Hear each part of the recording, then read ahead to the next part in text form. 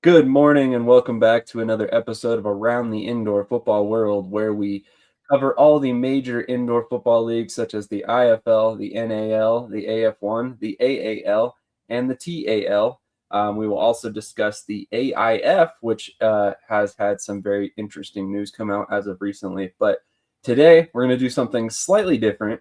We're going to kick it off with the IFL. Normally, IFL's a little bit further back in our lineup, but we got a really special guest joining us this morning, so we're gonna do things a little bit differently to accommodate this standout guest that you may or may not have seen in the post. But before we get into that, you know how we start the show here.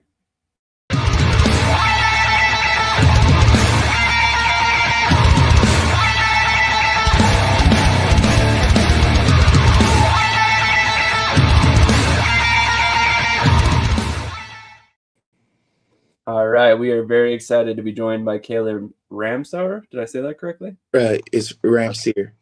Ramsauer. Sorry about that. Ramsir. Oh, you're all good. No worries. I know it's hard to say. I should have asked you that when we were off camera, but here we are.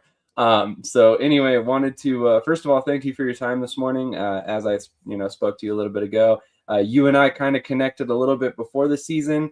Unfortunately, I was not able to help you to your landing spot, but you found somewhere to land and ultimately have kind of become a really big impact player for Tulsa down there. So wanted to go ahead and just kind of start you off with a brief introduction. So just give you the floor and kind of tell fans about yourself a little bit, and then we'll get into the questions.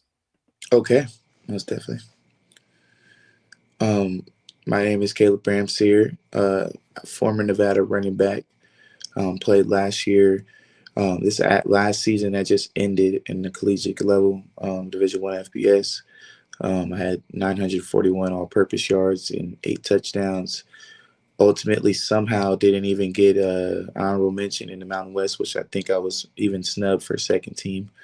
But I got to be on the PFSN third team All Mountain West and fourth team Phil Steele All Mountain West. So I got some type of accolades, and then also my team, I had won the Offensive Player of the Year for my team. And then I played, junior college as well at Butte College, was an all-state running back there. Played at Morehead State for a short stint as well.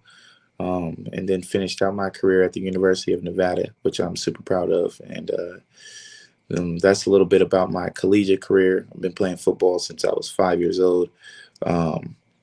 Started out was the mascot for my brother's team, and because I was too young to play. But my love for the game started then. My brother was a Boy Scout, and I used to dress up in my Michael Vick costume, just running around juking all the Boy Scouts and stuff. So at a really early age, I love the game, and I was already making people miss at 5. So that's a little bit about me, and who I am as a football player. Yeah. Love it. So we haven't done this in a little while. If you used to watch all of our interviews, we used to religiously play highlights. So we're gonna get back to that today and play some of Caleb's highlights, which we're very excited about. Unfortunately, we don't have IFL highlights, but here are some of his college plays. We'll just kind of let these play while we continue to talk. But Caleb, when did you first become aware of the opportunities indoors? I mean, obviously, as you know, at this point, there's multiple different leagues. There's multiple different styles of play. When did that kind of first come on your radar coming out of college? That was like couple years back when I was in junior college, when I was aware of the IFL. I remember when I was young, I went to AF1 or Arena League game when it was at its peak, and I think it was the LA Kiss. I think I went to that game, and I kind of was like, oh shoot, this is cool, but I didn't think about it until when I got to junior college, and I started watching. There was this running back in the IFL that caught my attention, Justin Rankin. I started watching him. People don't know that I started watching like the IFL during junior college. So like I'm watching them play and stuff like that. I'm like, dang, he's pretty good. I'm surprised he's not up at a higher level right now. But eventually he got his opportunity playing the CFL. So I started watching religiously, watching other teams, other games, and just understanding the game and stuff like that. So that's when I kind of got familiar with the indoor football league. Love that. Love that. And shout out to Justin Rankin. Ironically, shared a coach that you now play for. Yeah. Billy Back was his head Hmm. coach down there in Frisco for a while. But yeah, Justin Rankin's now with the Edmonton Elks. I believe he actually had 1,000-yard rushing season with the Elks last season, if I'm not mistaken there. So Hmm. anyway, Caleb, I really, really am excited to kind of learn a little bit more about how you ended up with Tulsa and stuff like that. But TJ, do you have any questions for Caleb? Yeah, my question is tilting into the indoor league, what differences or how different was the adjustment to make from going from outdoor, obviously playing in college, to going to the IFL? It's a big difference.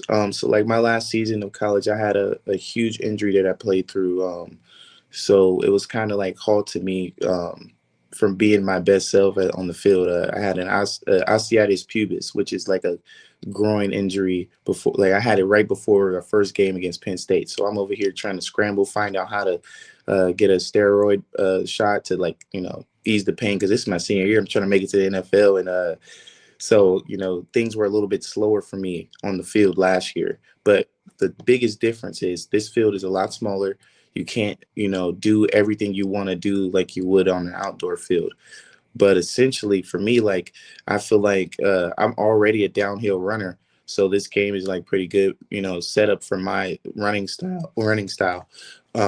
And I've kind of adapted in these first few games that I've played, and getting more confident on the wall, especially like catching the ball on the wall. First game, I was like a little like I felt weird, like why am I standing next to a wall? Um, but now I'm getting a little bit more comfortable out there, and I want to still get more comfortable, like for example, making cutback runs. That's another thing I'm trying to work on, as well as when I'm on the wall, getting skinny on the wall, staying away from defenders and not getting knocked into the wall. Because there was a game a few weeks back against San Diego, or not San Diego, San Antonio, where I had a touchdown, but I fell onto the wall for too much long, and then they counted it as out. So those are the few things, and also like just the fast pace of you got to stay ready at all times. You can't go sit down and be like, oh, the defense is up, I'll be back in like 10 minutes. No, the defense is going to be off the field in about 3 minutes, so you got to be ready to go back on that field and go score a touchdown. So I love the fast pace of the game as well. So like that's just something that is way different than outdoor. This is the fastest pace of football there is, in my opinion. Faster than the NFL, faster than the CFL, because the field is so much smaller, and you have talent coming from all those levels as well playing on this field. So it's going to be super fast. You speak about the speed of the game, which I mean, obviously, is an adaptation for any player coming indoor from the outdoor game. But how do you think that's made you a better running back when you eventually will transition back outdoors? Yeah, it's one on one. That's what it is. This is a one on one matchup. We call that Nevada Streets of Carson.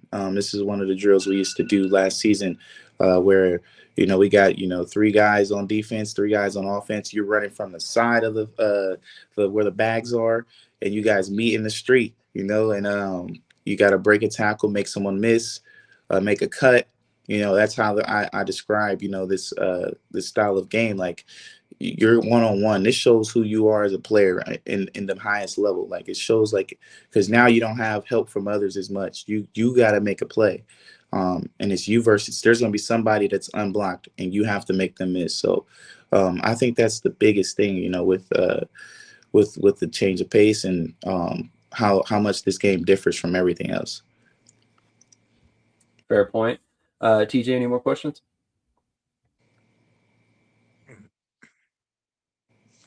Yeah, as I mean, obviously, coming into this season, like you said, in college, you felt like you were snubbed for awards. Do you feel like you've put yourself into maybe a position to get any accolades at the end of this season in the IFL? Um, it's too early to say. I haven't. In my opinion, I haven't proved enough. Game in and game out, I've done well, but that doesn't matter because there's a long season left, 7 games left. I have to continuously prove myself in order to reach those heights of getting some accolades. Those are definitely on my list of what I need to do. I need to, I want to win this Rookie of the Year. I want to be on the rookie all first team rookie. Um, but first, I want to win a championship. That's the most important thing because I've been telling my team this whole week, success leaves clues. As long as we're successful together, we'll all reach where we're trying to reach. Um, and as long as we go out there and dominate, we'll all reach where we're trying to reach. So that's kind of my motto this week, and just trying to, be a team guy, rather than myself. Because as long as I lift these guys up, they're going to lift me up, and we're going to all be successful. So, got to continuously be the great player that I am each and every week, which I will be. And then, those things will, all fall into place. One thing I noticed about your game when we were watching your film is that it feels like you're very comfortable catching the ball out of the backfield or, running routes out of the slot or something like that. So talk to me a little bit about your preparation as a receiver in addition to being a running back. Yeah, so I pride myself up. A lot of people didn't know this. I don't know how. Like a lot of people didn't know that I'm an all-purpose back. Because I know like a few of the teams like were saying like, oh, you're a power back, you're a power back. I'm like, they don't know I'm not a power back. I'm all-purpose. I'm just a physical runner. I can turn that on at any time, but I can also make people miss, catch the ball out the backfield. And when I was in junior college, I had a lot of receptions as well. And then at Morehead State, our offense was so fast paced. We went no huddle, ran a lot of routes. In high school, we ran a veer offense, so I didn't run routes, but I was always I always worked 1-on-1s, running routes with the DBs, just to be sharp at the skill. And then 7-on-7, I played for this one of the best 7-on-7 teams in California called the TMP Elite. And there I was, playing against top talent, 4-star recruits, 3-star, 5-star recruits, guys that are, going to Power 5 schools.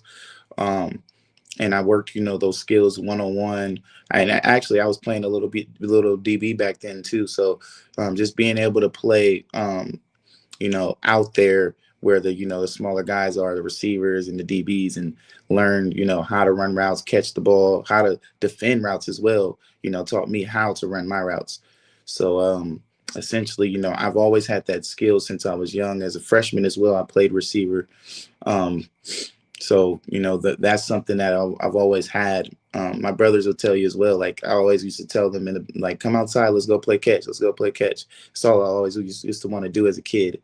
So it's already in me to catch that ball. And then it's just a focus thing as well. Like some guys, overcomplicate it, just look the ball in, and then make your run after. Look the ball in, and then you can make someone miss.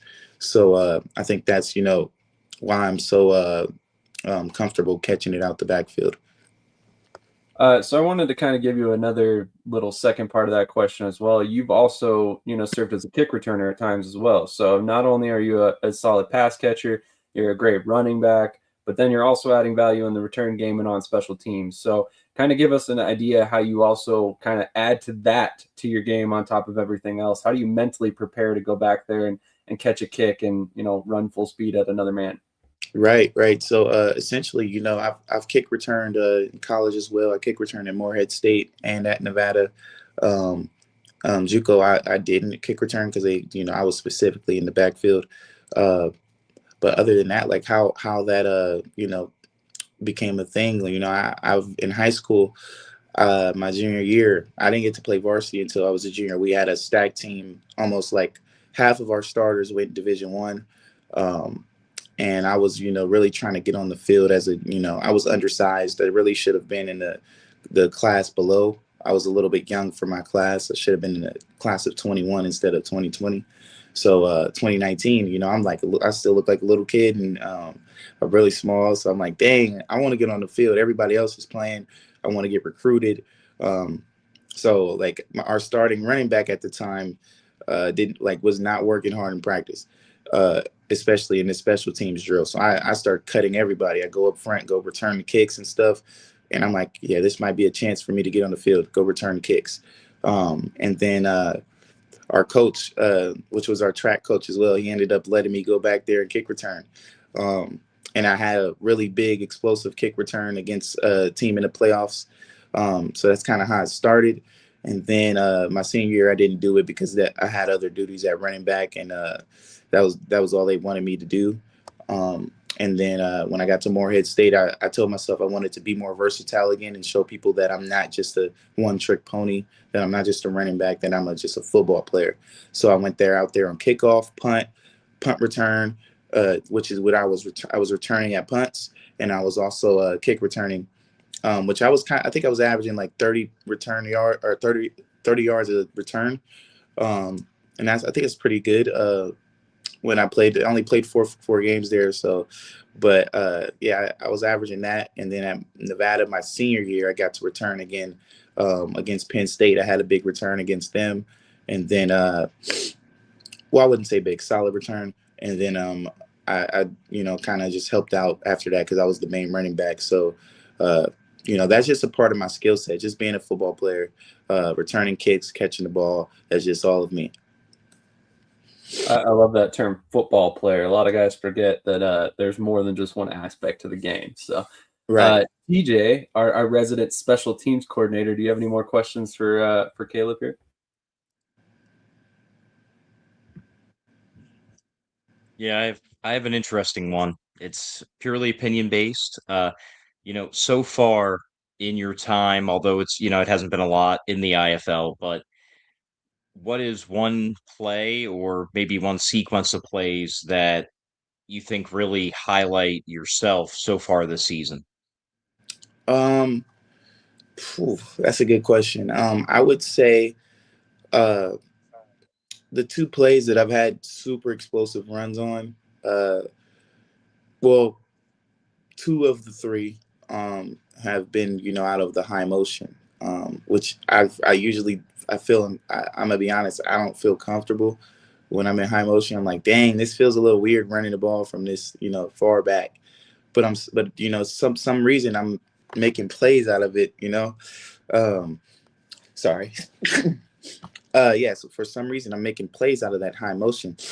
But I'm kind of getting used to it now. Because at first few games, I heard the announcers even say like, he's got to get used to the timing of the high motions, because my motions were a little bit off, and just getting the timing down. So I feel like those are my the sequences of plays is like running the ball out of high motion has been really well.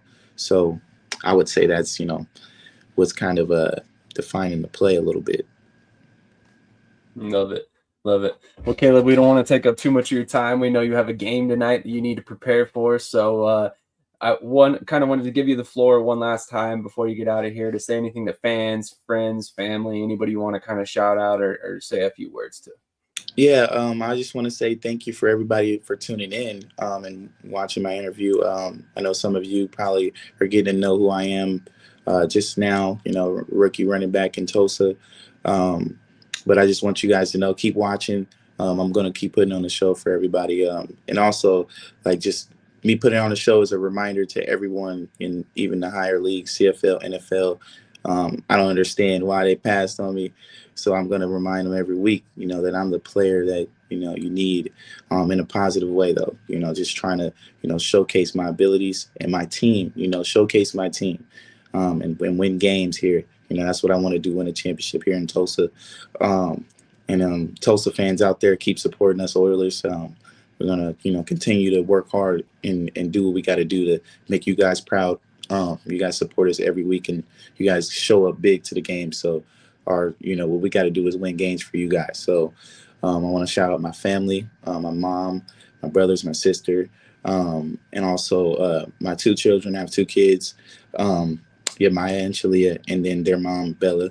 I want to shout her out, the mother of my children, for supporting me and taking care of me while I'm out here playing football. So she does a lot for me, Bella, and I thank you for everything you do for me. So just want to shout them out. Hey, I love that. One thing that we're very aware of as analysts and fans of the leagues is that it's incredibly important to have a good support system around you. So, shout out to, the mother of your children, Bella, as well as your family that have obviously made it very possible for you to be here with Tulsa today and, showcasing the kind of player you are. So, Caleb, thank you so much for your time this morning, man. We really appreciate you coming on, and we're very excited for what's to come for you. I think you're about 350 yards in 5 games, which is unheard of. So, I mean, honestly, I think there's only positive things to come for you, man. So best of luck the rest of the way, and we're very excited to see what you can do tonight. Yes, sir. Thank you guys so much. Tune in tonight. It's going to be a great game between us two great teams, and it's going to be a show. Absolutely. Thank you so much for joining us, and we'll definitely keep track of what's going on with you, buddy. Yes, sir. All right. Thank you guys for having me. You guys have a good one. Today. All right. Once again, that was Caleb Ramsier, running back. Again, he mentioned he spent 2 years at Nevada before he ultimately ended up in the IFL. And he kind of came out of left field, signed with Tulsa, like he said, about week 6, and then almost immediately started performing pretty well. And it's not lost on some of us out there that, again, he's playing for Billy Back and the same coaching staff that helped get Justin Rankin outdoors. So let's hope that we can see the same fate for him long term, because he's a heck of a back that brings a lot to the table. But we're going to transition a little bit. We're going to talk about some of the expansion coming into the IFL. One thing that I've been doing a lot of digging research on is this Austin franchise. I didn't know a ton about what was coming out. I had heard a couple people mention a name, Vivian Lynn, who has been involved in the IFL for a couple of years now. She was with the San Diego Strike Force for a little while, and now this is her venture launching the Austin team that will be coming in 2027. However, there is a caveat to this that I found very interesting. So Vivian Lynn runs a company called Draft Entertainment and Sports, or Sports and Entertainment. Sorry if I got that backwards. And I wanted to read a very specific quote from her profile that I thought might lend a little bit of some insight into how this team is planning on running it. But she describes her company Draft as this. It redefines what it means to be a stakeholder in the entertainment industry. Our proprietary platform takes passive fans and turns them into authenticated participants through the stakeholder framework that unlocks access, resale rights, and real-world rewards via blockchain, NFC, and secure marketplace infrastructure. So I posed this question to our group chat last night. We all know that the Green Bay Packers are a publicly owned team that has kind of sold off ownership shares to fans in the city of Green Bay and around the country, obviously. So I want to kind of pose this question to everybody in the chat, pose this to TJ.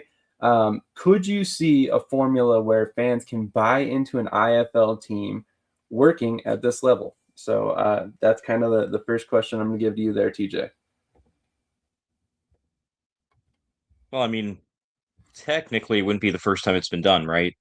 I mean, fans didn't necessarily own teams, but it's been attempted before. It's been done before in the IFL, in the FCF as well. With really fan engagement, fan interaction. This one obviously would be more of a crowd, kind of like a crowdfunding the team, instead of being involved in play calls. Correct? Yeah. I don't think it's going to be, the coach or the fans are, having a say in building the roster, play calls, or anything like that sort. This is very much centered around taking fans and allowing them kind of to invest in these leagues and be a part of ownership, So to what extent, I'm not really sure quite yet, but it's definitely an interesting aspect. But go ahead, TJ. Sorry about that. Oh, no problem, man. Yeah, I mean, I could see it catching on. I mean, who doesn't want to own a franchise, especially if you're a fan of the game already. It's a new team, so they're gonna look fresh. They're gonna have, new field, everything else, everything that comes with being a new team. I kind of like the concept. I want to see what it looks like in more detail. Because obviously just seeing that, it's kind of vague. I would like to see the actual like in-depth details of it to see like if you actually like what do you actually gain from it, or is it, I mean, I highly doubt it is, but is it basically kind of like a gimmick, or is it real ownership kind of thing? You know what I mean? Because I have a few Packers fans as friends, and they say it's mixed reviews. It's kind of like a gag thing being in ownership. But if you can legitimately be in ownership, that would be another wrinkle that you know you wouldn't be able to do really in any other sport.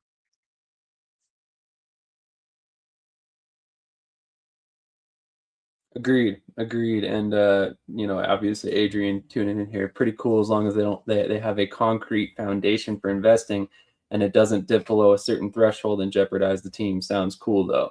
So that would be my first thing is like obviously if you're doing something like this, you have to make sure you retain ownership, majority ownership to make sure the team can't be sold, rebranded, et cetera, et cetera. So with that being the case, I would imagine that her company and Vivian herself will retain 51 to 55% of ownership in order to make sure that the team can never make any significant changes that would jeopardize that structure. So I don't want to speak for her because obviously this is a lot of assumptions, reading between the lines and stuff like that, but I just thought it was a very interesting aspect of what could come with this team in a very unique way of handling a franchise, because it's not something that we see a lot. Obviously, the Green Bay Packers are an outlier in the professional sports world. We don't have a ton of teams where you can go and purchase into that team unless you have a substantial amount of money in your bank account. So that's not true for the vast majority of us fans in in these indoor and arena football leagues. So if that's the case, and you can take whatever it may be, 20, $30 or $100, or, maybe it's 300 bucks, whatever, and buy a very small portion of a team. That's kind of a cool little extra reason to root for that team. And Adrian mentions this point right here. Yes, there was a team, the Screaming Eagles. And I think later on they actually owned the Colorado Crush as well. At the same time, I don't know if they incorporated the fan aspect, but you were allowed to call plays. You were allowed to, I believe, have some input on the roster structuring each week, and then it progressed into them being the Fan Control Football League in I think it was 2022 when they launched, and they were around for a couple years. If you've been a fan of this network for a very long time, you know that we were huge into the FCF. I was a huge fan of it. I really liked the thought process and the fan interaction behind it. So I used to go on there. I'd call plays. I'd kind of vote for people to win awards and all that stuff every week. And I know TJ, you and I have talked about that a lot. Would love to see the FCF come back, or aspects of it, return in other leagues. So hopefully they come back at some point. But that's kind of the main piece of the news, or something on there that I wanted to speak on. But I also found it very funny is that about a year ago, Vivian wrote an article about the growing sports market in Austin, Texas. And here we are, exactly or around a year later, and she's launching a professional football team in Austin, Texas. So it's almost like she was leaving the breadcrumbs a full year ago, much like, as we know, the IFL always has that long lead up. So while this may have felt somewhat sudden for some of us fans, it looks like this has been in the works behind the scenes for a very long time, much like every other team in the IFL. But we're going to talk about the upcoming games tonight, do our quick picks, and then we will go ahead and take a quick commercial break and move on to the next segment. We should be joined by a very special guest in the very near future. And we will get into that. Give me just a second to get the picks pulled up. TJ, any other subjects or anything you wanted to cover on the IFL today?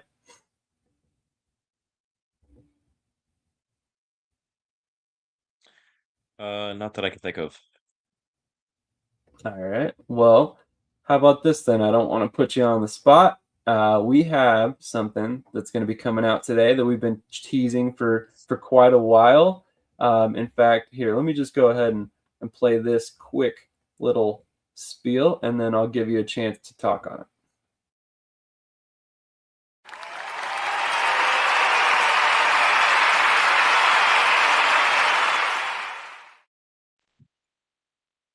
Hi, everyone. This is TJ from Shady Sports Network. I am excited and proud to be the first one to announce that we as a network are introducing a digital magazine, official one called Shady Sports Magazine. As many of you know, the bread and butter of our network is covering arena and indoor football, and that's exactly what this magazine is going to be about. It is going to be the first ever arena and indoor football central magazine, all the leagues included. You're going to also have a bunch of articles in there about past teams going down memory lane. It's just going to be a one-stop shop for the already diehard fan. It's going to be an easy spot to get all of your info, no matter which league or however many of the leagues you may watch. And for the new fan or the casual fan, it may help you turn into a diehard fan now, because you're going to be able to get all the info super quick and easy, sent directly into your email. We will announce in the upcoming weeks when the inaugural issue is going to be released. And believe me, we will definitely keep you updated on our shows and network as a whole on how to sign up for that list to get it. Email for free every month. Thank you to the fans, and thank you for everyone watching. As always, like, follow, share, subscribe, and most important, enjoy the show and keep watching. Thank you, and see you guys later.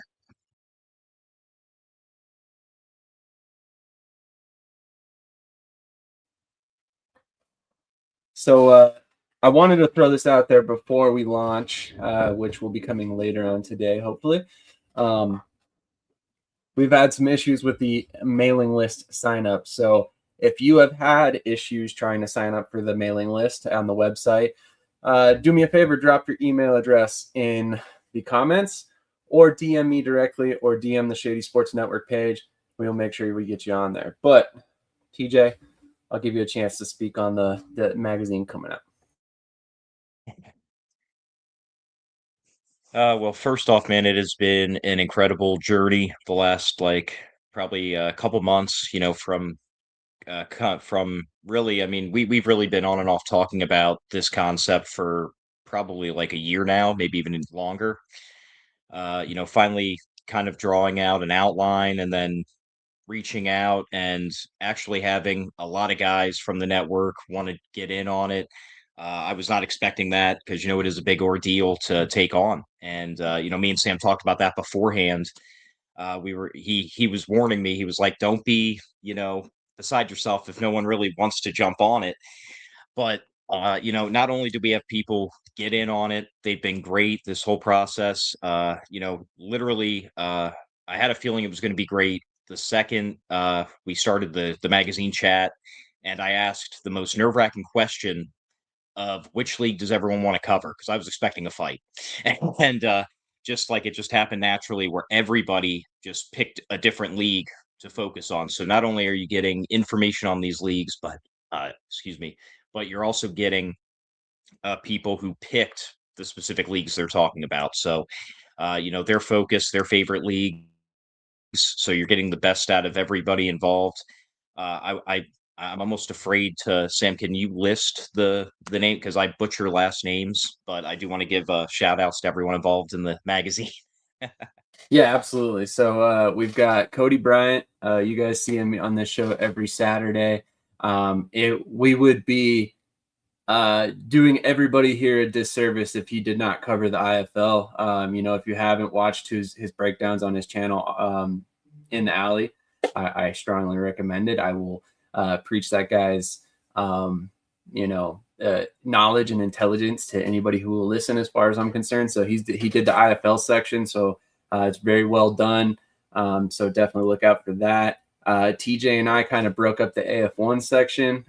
So we kind of did a breakdown in each team, talked about some players to highlight, stuff like that. We got Matt Rizier. I believe, if I remember correctly, he did the AAL and had some. NAL. What's up? AAL, NAL. Oh, that's right. NAL. NAL. I should have known that. So if you haven't read him yet, he does all of our NAL and AAL weekly articles on the website, shadysportsnetwork.com. So, he's in it. He lives it every week. He's breaking down each team, each game. So make sure that you check his sections out as well. We had Brian Mathern, huge Louisiana indoor football fan. If you've heard or talked or thought about the Louisiana Voodoo or the Rougarou or the Greenheads or the Bayou Bucks, et cetera, et cetera. He's talked about them, been involved. So he actually did the TAL section as well as a Louisiana football history section. And then Matt also got involved with some of the he called it indoor and arena football relics, and kind of just discussed some of the teams that have gone by the wayside over the past couple of years. But we're actually going to transition real quick. We're very excited about launching the magazine, and we will definitely be looking forward for that coming out later on today. Again, if you have not signed up yet, make sure to shoot me a DM or send your email address on here if you're comfortable with that, and we'll get you signed up to get the first ever edition. But excuse me, we're going to transition real quickly. We're going to You forgot Shane. Sorry. I am so sorry. Thank you so much for pointing that out. Shane Majoris. I don't want to forget him. Has been extremely crucial to everything we've done. He covered the AL2. He's been doing a lot of the graphics for the AL2 page, as well as just general good guy. Been making it to a lot of the Wheeling Miners games, and then also the Pittsburgh Outlaws as well. So very excited to have him a part of that. I'm so sorry, Shane. I cannot believe I forgot to list you. You were in the back of my mind when I said the AL section. And then, it just kind of skipped forward when I saw our next guest jump on. So without further ado, we'll go ahead and bring on AJ Roque with the American Arena League. As you all know, big news out of the AL this week as they announced not one, but two expansion franchises for 2027. So big thing coming. And without further ado, here's AJ. How's it going, AJ? What's up, fellas? Good. How are you guys? Doing great. Doing great. I made a little joke this week, whether people know it or not. My birthday was Thursday, and I got not one, but two gifts from the AL this week. So talk to me a little bit about not only announcing one team on Wednesday, but also announcing a second team on Thursday with the Montgomery Catfish. Yeah, I mean, it's been a long time coming, especially for the Montgomery team. That's been under wraps since, I don't know, February, January. And Quentin out there in Texas and San Antonio, that came about maybe March, April. No, March, maybe early March. We're just excited. We wanted to get those teams out there now, because, seasons get ready to come to an end, right? The indoor world for some leagues and stuff. And right, we just wanted to make sure we strategically, announce those teams beforehand. Right. It's always a reason, right? These teams will not be by themselves, especially in Texas. I'm glad you pointed that out, because that was one of the first questions that was prompted by the expansion announcements is, how does Texas make sense for the AL? So without giving too much away, can you kind of explain to us why the Wild Hogs were added to the AL that is primarily on the eastern side of the country? Just to help, I mean, just to help with travel later on, as we expand for 2027. Kind of a difficult subject to dance around there. Yeah, but you can always shift around it. Yeah, exactly. I think everybody can kind of read between the lines a little bit there. But TJ, do you have any questions for AJ about either of the expansion teams? Yeah, first off, like you just said, it's great to get them out now. That way they have literally the entire offseason to build brand awareness, get players, coaches, everything like that. Um, what went into the process, if you can speak on it, in determining that these were the best two expansion teams so far to bring on to the league? When Kevin reaches out, well, not reaches out, but when these teams get vetted and stuff, Kevin does a thorough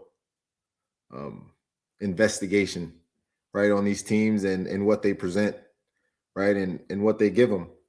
And there's been more than those two that have tried to get in, and unfortunately, not everybody does. But again, man, we're so excited for these two. I we just gotta wait for more for more news. Agreed. So one of the things that I wanted to ask you about, given that we are kind of in the back half of the season at this point, talk to us a little bit about how the playoffs will work for the AAL. How are you going to structure the playoffs, and how can we expect that kind of to unfold as fans?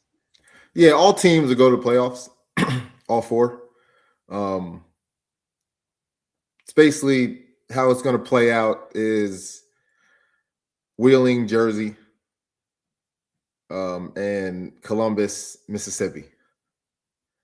And whoever wins those two matchups, is seeing a championship. I always like to keep it nice and clear, right? No confusion. There is something to be said about that. And do you mind speaking on the AAL2 playoff scenario as well? Yeah. So there'll be the top three teams in each division, with the number one team having a bye first round. That starts for the South.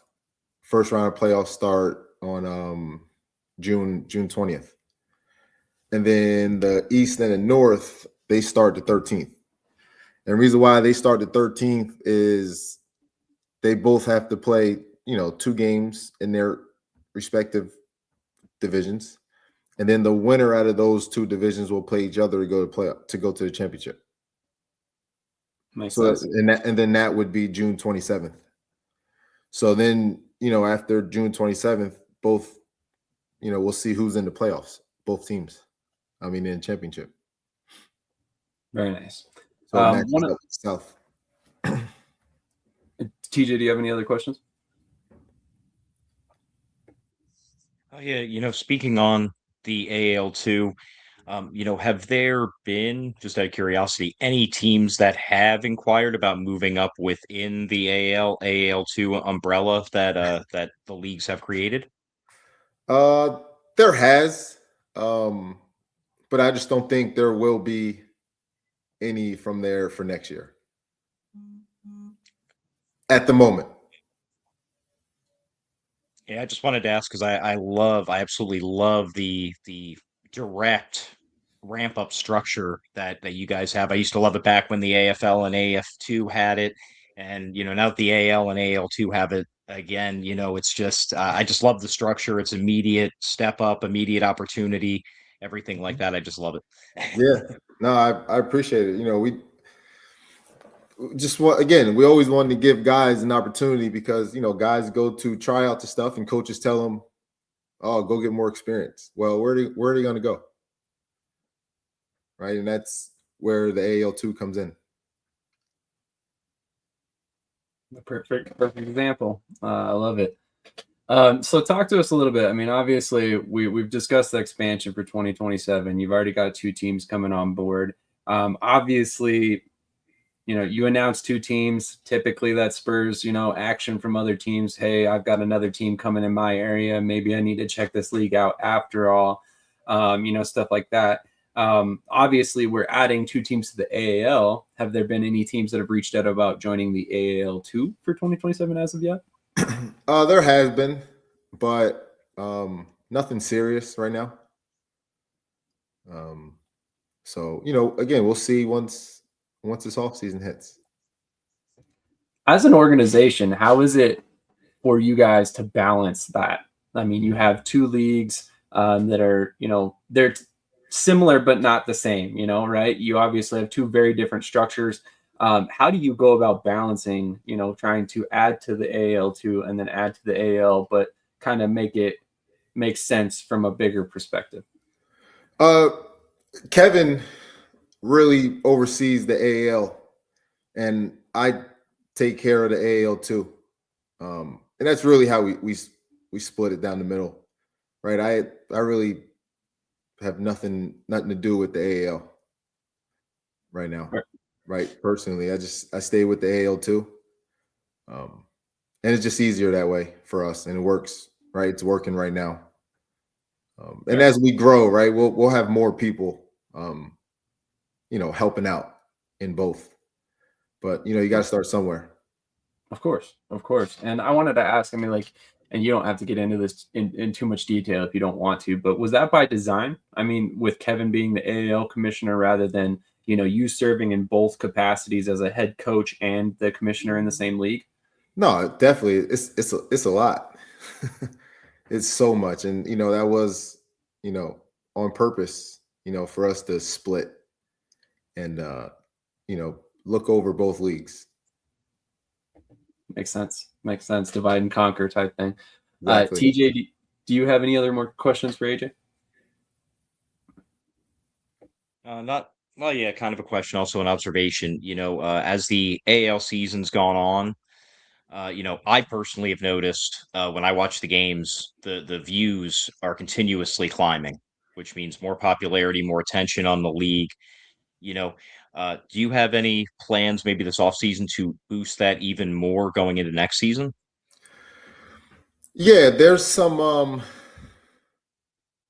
streaming things in the background going on. Even right now, I'd say there's been 4 games that we've had on a streaming platform as a test run right now that we've been doing. And yeah, we should see a lot more eyes, right? And their test run and that streaming partner, they're on Comcast network. So, there's things we've been doing on the backside. It's been very, very quiet. And right, we don't never put things out unless they're 100% true and ready. Like we just don't do that, and we don't want to do that. So I know a lot of people think we're not doing things and such, but we're moving behind the scenes. It doesn't matter what it looks like right now, right? It's tier 1. I think I said it before a while ago. We first started with the AAL coming out that let's talk about it in 3-4 years. That's a fair point. And one more question before we let you get out of here for the day. I know you got some other things going on this morning. Some of the things that fans have talked about is kind of the social media. They would like to see some improvement, as well as like you mentioned, kind of the streaming platforms. That would be a little bit easier. If it would be a little bit easier for them to find games, I think some of the viewership might climb. So, I mean, I know we've talked off camera about some of the plans to improve some of these things going forward. Can you speak on some of the things that you would anticipate seeing for 2027? Oh, definitely social media, like boosted. Could see a new website, like new everything. Like this year was just about playing games, right? People want to see games being played. And then, in our off season, we just talked about this. We don't care if we're talking about like social media and everything. Like we're gonna attack that like full head of steam in off season. So it's a plan. You just don't want to roll everything out, right? We're new. We want to make sure to take steps and make sure we're doing things right. And it's all right if people don't like that or have other opinions. It's all right. I would describe it as a methodical approach. Like you said, let's get the season going. Let's get the league off the ground. And then, we'll improve things as we move forward. Exactly. Hey, results speak for themselves. And that's why people call. You're not wrong. You're not wrong. But AJ, is there anything else you want to leave fans with before we'll let you get out of here for the day? No, just thank you for our fans that we have now, and that follow our teams we have, and our two teams that we announced, this past week, I can promise you there's plenty more. And some of the names that are going to follow these teams that come in here, people are going to be like, wow. And I'm just going to say, told you. That's fair for sure. No, sometimes you get on here and I'm listening to this, you just hear people talking. It's like, you have no idea what you're even talking about. It's kind of crazy. Like, it really is, especially like, here's one for you. It's like Wheeling. Wheeling's supposed to go to, AF1. They're supposed to go here. They're supposed to go there. Columbus is going here. Columbus is going there. Man, if I can tell you some things that's going on, they're not going anywhere. I don't care what people say, people hear. We're not telling other leagues that, oh, we got this team and that team. No, you don't. It's wild. It's wild. That's a good way to describe it. It's like the Wild West. Everything flies, and we'll see what happens and when the dust settles. So it's going to be an interesting off season. I know that much. Very, very interesting. I'm telling you, there's going to be some people like, they're going where?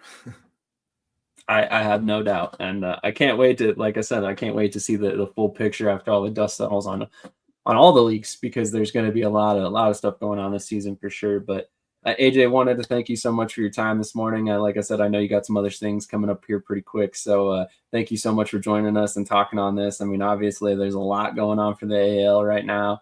The time is now to kind of grow this league, so I'm very excited to see what you guys got going on. Yes, sir. I appreciate you guys. So definitely. Well, we're looking forward to it, and we'll definitely be keeping in touch and keeping everybody informed of all the updates coming up. Yes, sir. Definitely. Have a great rest of your day, man. We appreciate you coming on. You too. Thank you. See you next time. Yes, sir. Awesome. So once again, that was AJ Roque, the owner of the AL, the head coach of the Bearcats, and the commissioner of the AAL2. A man of so many hats, it's hard to keep track of sometimes. He's got a lot on his plate, but he does a great job of kind of managing everything on top of, being a full-time head coach as well. So, TJ, we haven't really had much time to unpack these expansion teams that have come out, because obviously it just happened this week. So I'm curious. I mean, let's just get your overall thoughts on the branding, the announcements, everything we've had come out so far. I mean, obviously it was exciting, to see Montgomery come in. I really like both teams. I like the logos. I like the color schemes. At first, obviously with, a Texas team, it kind of threw me off a little bit, but, hearing AJ talk about, trust me, there's more to come. It'll all make sense. I have no reason not to trust them. So it's going to be interesting to see not only what these two teams do, but also what possibly other teams or maybe just long term come in. Who knows? It'll be fun to see, really, just overall for the AL. But Texas team was a little surprising to me. Montgomery, we were kind of showing that graphic for a while, with the fish, with the fishing lure basically and stuff. So it was cool to see that finally come to fruition. But really, I'm just excited to see the AAL continue to grow. This season's been great with 4 teams. They've stuck to the mission that they put out in place before the season even started, and now you're starting to see it take form. And I'm all for it, man. I'm all for it from top to bottom. In my opinion, everything that you hear from the AAL, they're doing it right, and that's what you hope. That's what you want, really, all the leagues to do, because we're all fans. We all want to see them succeed. So. Right. And that's the main thing that we really kind of need to get out there, right?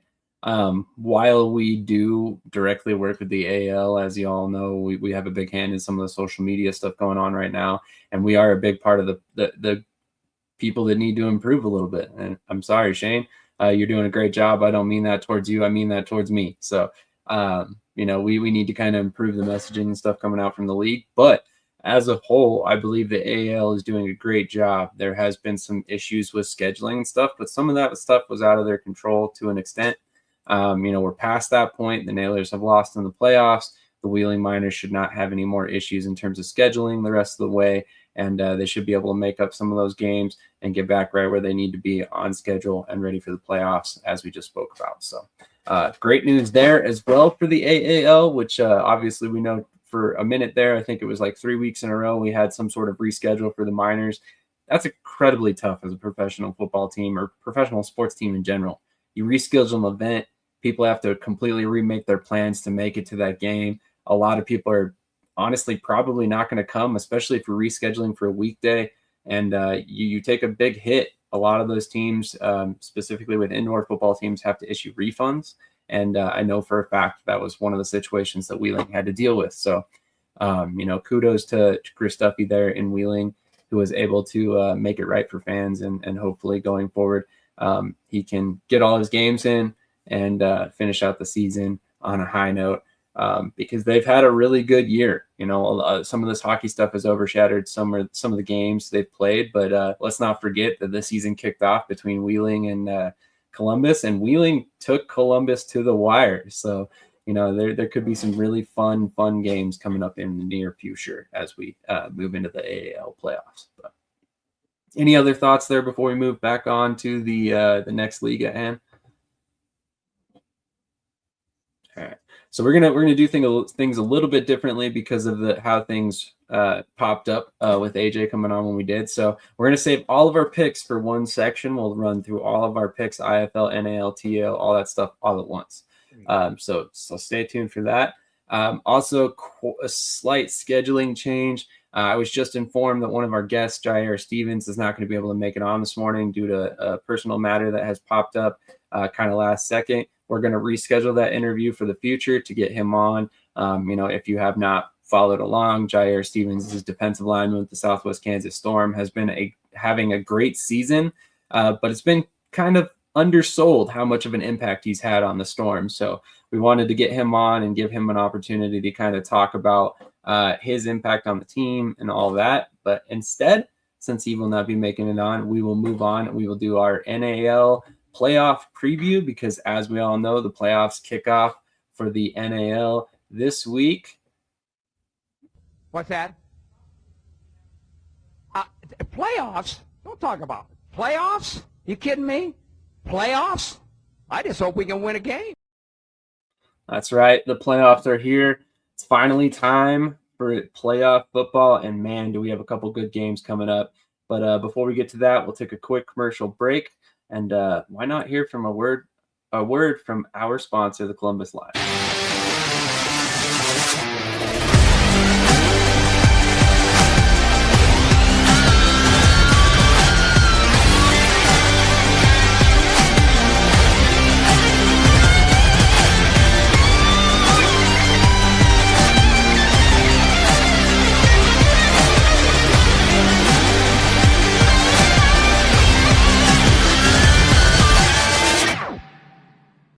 How many times a week?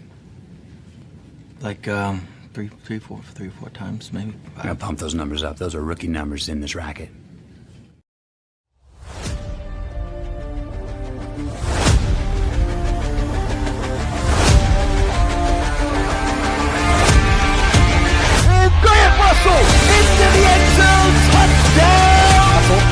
Step up in the pocket, has some room in front of him, gives that three-step drop, here comes the pressure, passes complete to Flowers, back to pass, pressure coming, has somebody in the end zone, touchdown!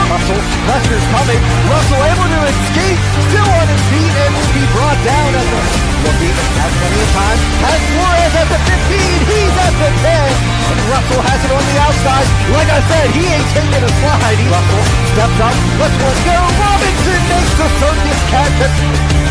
With the alert snap, here comes the pressure, and the pass is going to be complete. And making the catch of Grant Russell. Russell, back to pass, looking, he has Robinson makes the catch, and will be brought down on the play by Isaiah Hall. All right, we're back. Let's talk about the NAL playoffs. A lot to unpack here. It was a crazy week of games this past week.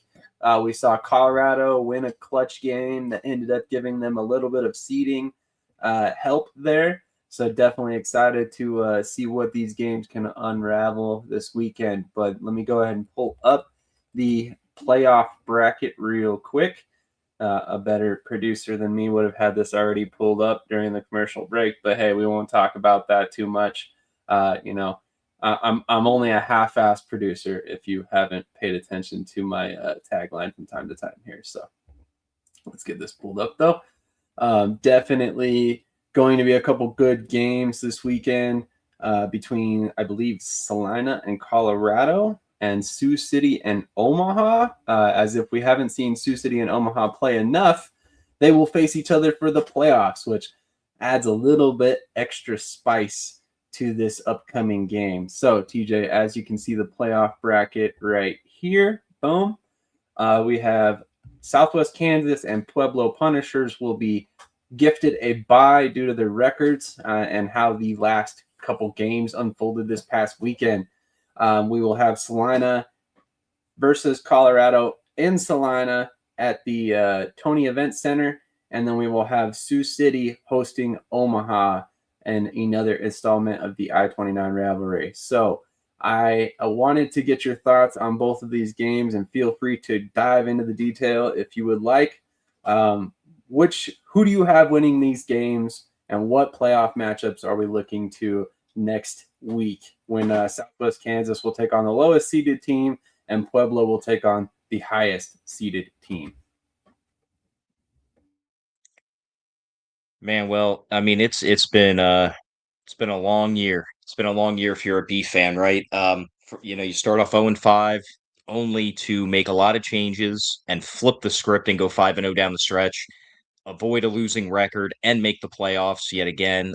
They're on a heck of a run. And who do they get to face in the playoffs? Sioux City, a team that they only, kind of know, right?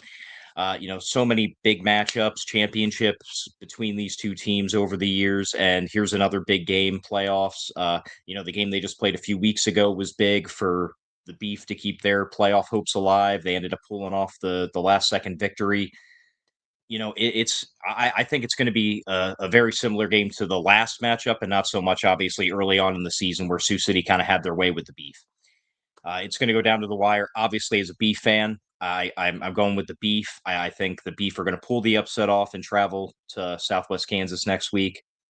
But I think it's going to be a hard hitting game. It's really going to depend on really how the Omaha offense, I think, can handle the Sioux City defense. Last matchup, they did a much better job. Didn't play perfect by any means, but they were able to take better control of the ball, get points on the board, and make Sioux City on the defensive side then for Omaha work for it. And they also made a lot of big plays, including that pick that really gave them the chance to take the lead and ultimately win in the end.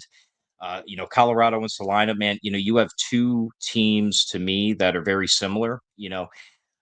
Most weeks they're solid teams, but every now and then, they kind of, it seems like they take their foot off the gas pedal. Obviously, in a playoff game, you're going to get the best of both of these teams.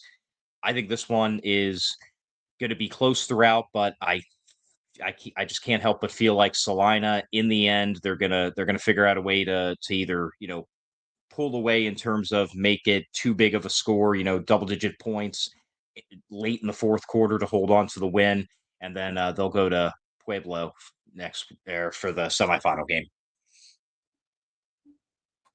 All right. I honestly should have expected the Omaha pick, obviously, but not at all surprised either way. I mean, let's be honest. The best part about these playoff games is they could literally go any way. Like, there's nobody on this planet right now that can tell me they know for sure that any of these teams is winning any of these games in the NAL playoffs yet. You can guess, you can predict, but there is nobody that can tell me they're 100% certain. I mean, right now you have Salina at home, which is higher seed than Colorado, but they just lost to Colorado last week. Sioux City has been up and down. At one point, 3 weeks ago, they still had a chance at the first seed, and then 2 losses later, we're questioning if they can even make it as a 5 seed. So now here they are as the 3 seed because of a very clutch win against the only undefeated team that was left in week 10, the final game of the season. So it really is just anybody can take a bracket, which is great for the National Arena League because I think all of these games are going to be incredibly competitive. They're going to be great football to watch. They're all great coach teams. I mean, what more could you want from a playoff bracket, quite frankly? So I'm very excited for the games tonight. I have a feeling we'll probably somehow, some way see Salina advance. Coach O he has a way with the playoffs every single year, it seems like. So, man, Sioux City and Omaha, I think, is going to be a really fun game. I think it's going to end up being a really tight game. Everything in me wants to say Omaha can win this game. And obviously, I'm a little bit biased there. CJ, the offensive coordinator, he's my guy. We've been tied to Ricky for years in terms of our involvement with the Beef and whatnot. So I would love to say that the Beef can go in there and do that. But winning in Sioux City is extremely hard. Winning in the NAL in general on the road this season has been extremely hard. So I just don't know if you can feasibly pick the Beef on the road in Sioux City in this game. So with that being said, if we know what we know, there's a pretty good chance that both of these home teams come out with a win, and we see Salina versus Pueblo in Pueblo, and we see Sioux City versus Southwest Kansas for, I believe, the third time this season and second time in Kansas. Speaking of which, let me go ahead and pull this down, get us back on screen real quick. I was sent some data by a coach that I found very interesting that I was going to bring up real quick. I don't have a graphic to pull up. Should have perused a graphic for this because it, quite frankly, is some very interesting, very, very interesting data here. So basically, in the NAL this season, there has been a total of 42 games, which has worked out to a record for home teams of 26-16, a winning percentage of 61.9%. On the road, teams are obviously a flip-flopped 16-26 for a 38% win rate on the road. There is just one team that has a winning record on the road and at home, and I'm sure you all can guess which team that is given their record. But just some data there that I was sent to give a little context to these playoff games. That home field advantage that these teams were jockeying for at the end of the season, very, very crucial down the stretch, or could prove to be the difference in the playoffs matchups this weekend. So any other thoughts there for the NAL before we move on? Well, I need a haircut, so it's a win-win either way. If the Beef don't win, I'm going to shave my head. Good. It's good. We may not have Krish here, but we still have a bet that's going to get somebody's head shaved. So it's perfect. Speaking of which, Krish will be back next week for anybody who's wondering. Even the best players have to sit on the bench for a week. So he will be back. We will be very excited to have him back because, let's be honest, this show's a hell of a lot more entertaining with him on it. But we're going to try and rein some things in and stop being a little bit we'll stop being so offensive all the time, hopefully. But we're going to hit a quick commercial break. We're going to transition over. We'll talk a little bit about the TAL. Shout out our guy Brian for something that he's been in the works on for a while. And then we'll come right back. We'll talk about the AF1, and then we'll close this bad boy out for the day. Not a ton of news, obviously, as we move into the playoffs. We've already talked about the AAL expansion. We've already had a standout running back on for an interview. And then, as mentioned before, our previously scheduled guest, defensive lineman Jair Stevens, was not able to join us. We will be rescheduling hopefully for 2 weeks from now or possibly right after the championship game. But we will go ahead and get Jair on. Great player, looking very, very good so far this season. So quick commercial break. We'll be right back.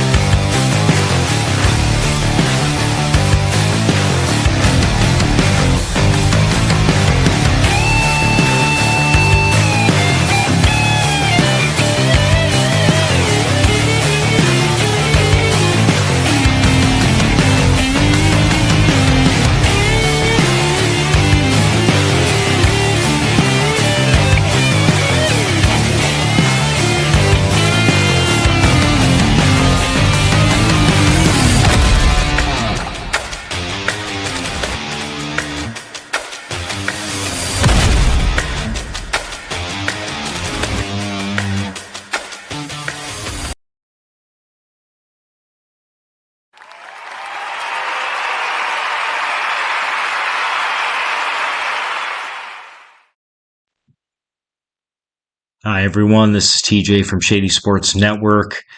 I am excited and proud to be the first one to announce that we as a network are introducing a digital magazine, official one called Shady Sports Magazine.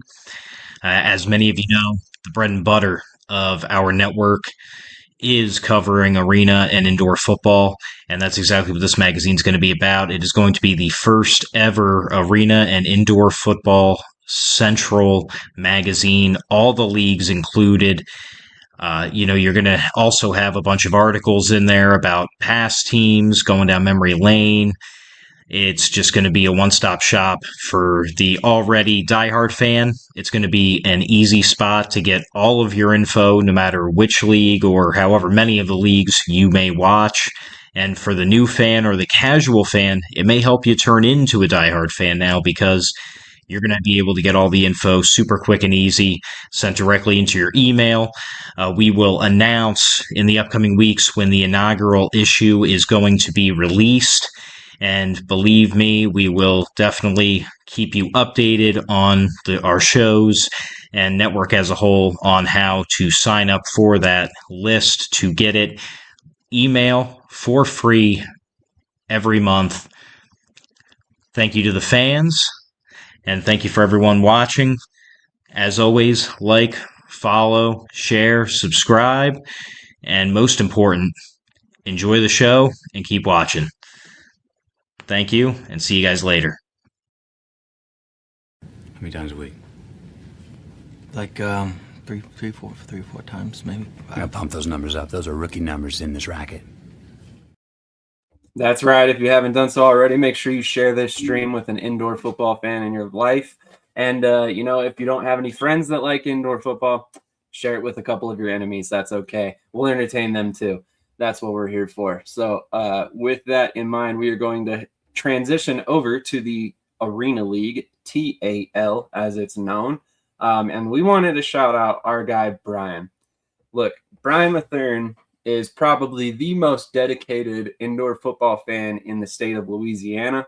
And I can wholeheartedly prove this with actual paperback proof. And let me show you why.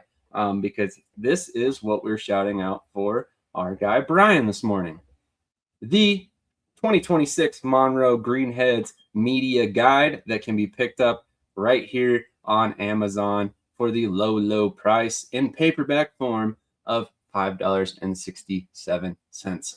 So I just wanted to shout that out because it is 72 pages of information on the Greenheads, their coaching staff, their roster, the Arena League, the teams in the league. It is unbelievable how much work this guy has put into this media guide. And I quite frankly can't for the life of me understand why every team and league is not currently contacting Brian to have one of these made to be produced and sold in their arenas. Because I can tell you with great certainty I have a paperback example that I cannot legally show on camera currently that is beautiful. And it's too bad that I can't legally show it, but that's the story for another day.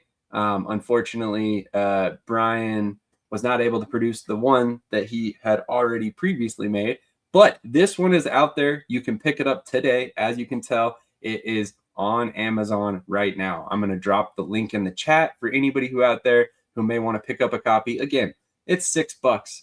I can tell you, Brian's not even getting royalties on this. He is quite literally doing this because he loves the state of Louisiana and indoor football. So what guy to support than somebody who's quite literally doing this because he can, not because he should or because he's making money on it. So super cool of Brian to do this to support his team in Louisiana. And it's not the first time. So excuse me. Brian is the man. I am a huge fan of his. And, as I said, we just dropped the link in the chat. If you have any issues getting to that, let me know. I'm pretty sure you can just search Monroe Greenheads 2026 on Amazon and you should be able to find it. But there were also some games, believe it or not, last week that we will get to, and we will talk a little bit about each game and how it unfolded, who's winning, who's losing in the TAL, and then we will circle back to our picks. Excuse me, sorry about that. Let me go ahead and pull up the TAL schedule real quick. Give me just a sec. By the way, the TAL schedule or the TAL website, slowly but surely getting better. It hasn't been great over the past couple seasons, but it's getting there. It's getting there. It's slowly improving. Slowly, but improving nonetheless. All right, so here are the games from the first week of action. As mentioned before, we had the St. Joe Goats take on the Arkansas Diamond in a Friday night kickoff, which was kind of like almost a primetime game because there was no other games played in this league. Then you had Eau Claire at Ozarks, Monroe at Iowa, and Memphis at Nebraska in a triple header that all kicked off at the exact same time. So, TJ, let's just kind of run down this real quick. First of all, how much of these games were you able to catch last weekend? I watched the Friday night game, Goats and Diamonds. Diamonds, formerly the Wise Guys, coming off of a championship appearance last year. Unfortunately, didn't start off the way they wanted to. The St. Joseph Goats, they jumped on them early and kind of ran away with it. So you'll look for the Diamonds to kind of bounce back this week a little bit, and then the team that they're facing. I saw that game last week as well. The Axemen at the Lunkers. It was a pretty close game throughout, but the Lunkers pulled away in the fourth quarter. So that'll be a really interesting matchup for me to watch this weekend. Fair point for sure. So definitely was some interesting games last weekend. As mentioned, the St. Joe Goats got their first win. Ozarks got a win over Eau Claire. Monroe got their first win, and Nebraska got their first win. So makes for some very interesting matchups this upcoming weekend. Eau Claire gets their home opener against the Arkansas Diamonds, Nebraska at Monroe, Iowa at Memphis, and Ozarks at St. Joe. But as mentioned before, we are going to circle back to our picks and do them all at once in one section. A little bit different today. But we're playing around with the structure of the show to see how it best format it and bring it to you in a more clear and concise way as we kind of move forward here. We're in I think year 4 going on year 5 of the show, so at some point it's got to get to the point where it's as good as it can get, and eventually we'll stop messing with things. But I get bored. I like messing with things, so here we are. So we're gonna move over to the AF1. There was a Friday night game last night. So, TJ, how much of that game did you catch last night? Just about all of it. Obviously, towards the end, kind of wasn't watching it as closely because, well, the game wasn't that close either. But, early on, man, it was really good. I did not think when Beaumont took the 12-10 lead over Albany, that would be the last time they scored for the rest of the game. But hey man, that's Albany, man. They start off slow. They in game, they adjust, they figure out what you're doing, and then boom, they flip the script on you, and that's what you saw. Uh, you know, honestly, in my opinion, the biggest news from last night is Sam Casanova finally had an interception. That's that's like the biggest news coming out of Albany last night. But no, I mean it was just another good win for Albany at home. They had some calls early on that didn't necessarily go against them, but also didn't go in favor of them either.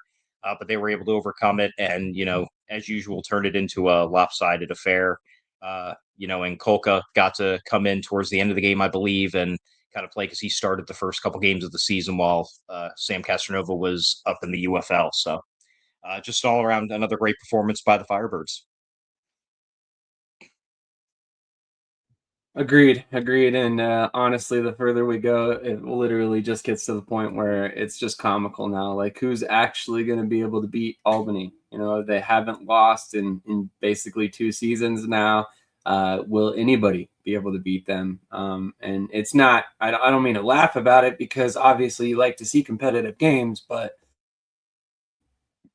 also you got to respect what Albany's able to do. So, I mean, at the end of the day, they are kind of the cream of the crop, and until unseated, you got to give respect where it's due. So here are a couple transactions from this past week. A lot of moves here from Oregon and Oceanside as they kind of cycle their roster down the stretch, trying to get some momentum, hopefully find some pieces that will be returning for the future. Dakota Moore, College of the Redwoods, Joe Derek Lewis, Ball State, Adam Cruz from North Dakota, better known from his time as a Washington Wolfpack quarterback. You got Simeon Burns, a defensive specialist. Haven't seen that designation in a little while. Lewis Wilson and David Haney joining Oceanside.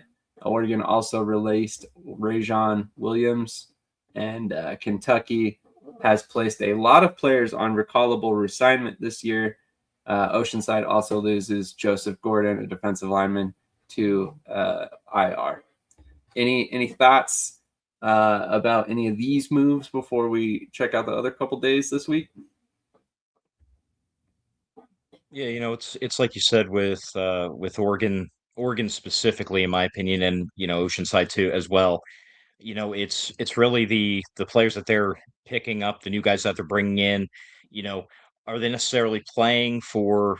I mean, obviously you want to win every week, but really, are they already looking ahead to next season with their current records? Maybe trying to find that diamond in the rough that they can get a jump on for next year and already have some pieces in place. I think that I'm not sure about. Well, I'd say I'm not sure about Oregon, but I mean, they're both not going to make the playoffs this year. Let's just be honest. So at the end of the day, plan for next year, get a jump on it, because while everyone else is still playing for this season, you can look ahead, and then next season can be that year that you're looking in the thick of things for the playoffs. Very, very true. Let me cycle back because there's some moves on the 4th that Oregon and Oceanside also made quite a bit of stuff coming on here. Oregon has signed Ivan Corbin, recently released from the Omaha Beef. Jordan Barton also taking his talents to Oregon. Akeem Smith, a defensive lineman, also taking his talents north to Oregon. And then Jamison Willingham, hopefully I pronounced that correct. And then Oceanside has signed Marquise Lawson, Jaden Bowden, Jeffrey Bradley. And then we also have a couple moves there from Kentucky, bringing in Donovan Ollie, veteran wide receiver there, and DeJohn Walden signing with Nashville. If I remember correctly, he spent some time with Albany, I want to say, in the past. So definitely an interesting move there. And then, as mentioned before, Oregon had released Adam Cruz, but apparently he came back. Devon Hayes, an offensive lineman, kicking around out there as well, released from Oregon. I think he's previously spent some time with Iowa Barnstormers. And then a couple other moves. Alberto Castaneda did not last very long in Washington. They also cut Jairus Gordon and Marcus Manuel, a wide receiver out of Andrew College. All right. Well, not a ton of huge moves. It's just more the bulk of the moves for Oceanside and Oregon that make you wonder about what's coming down the stretch, or if there is not something bigger going on there. Maybe they're really just trying to find some momentum down here, but seems like an abnormal amount of moves for both of those teams late here, especially when you have a losing record and there isn't really a hope of making the playoffs currently. But we have more or less exhausted most of the topics for today. Was there anything else you wanted to discuss from any of those leagues before we get to our picks for this morning?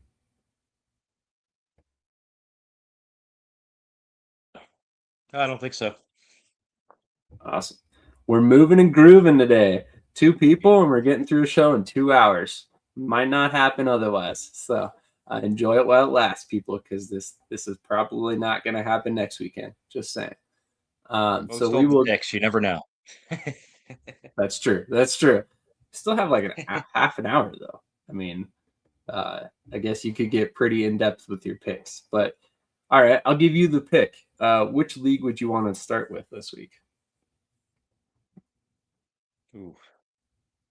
Well, I mean, we kind of de facto already did the NAL, so True. I didn't think about that. That's special though. They're in the playoffs already. So, let's do AF1.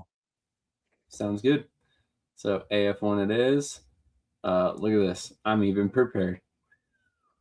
There's the schedule for you guys. All right, so we have some interesting games this weekend. 2 Sunday games, doubleheader on Sunday. That's kind of cool. They had a Friday game, they have a Saturday game, and then they've got 2 Sunday games. So Nashville versus Michigan, which has looked a little scrappy recently. They've had some pretty good games. They've been fairly competitive, so maybe this could be a competitive game. Kentucky versus Oregon in Oregon. So there's some hope there that Oregon could mount a little bit of a game there. And then Minnesota versus Oceanside, which I'm gonna say this could be the sneaky game of the week personally. So I'm kind of curious what your thoughts are on these matchups this weekend. Yeah, I mean, Nashville, Michigan, in my opinion, is probably going to be the game to watch out of the 3 remaining, personally, for me. I think Michigan, like you said, they've been scrappy. They've been definitely have been playing at a higher level lately.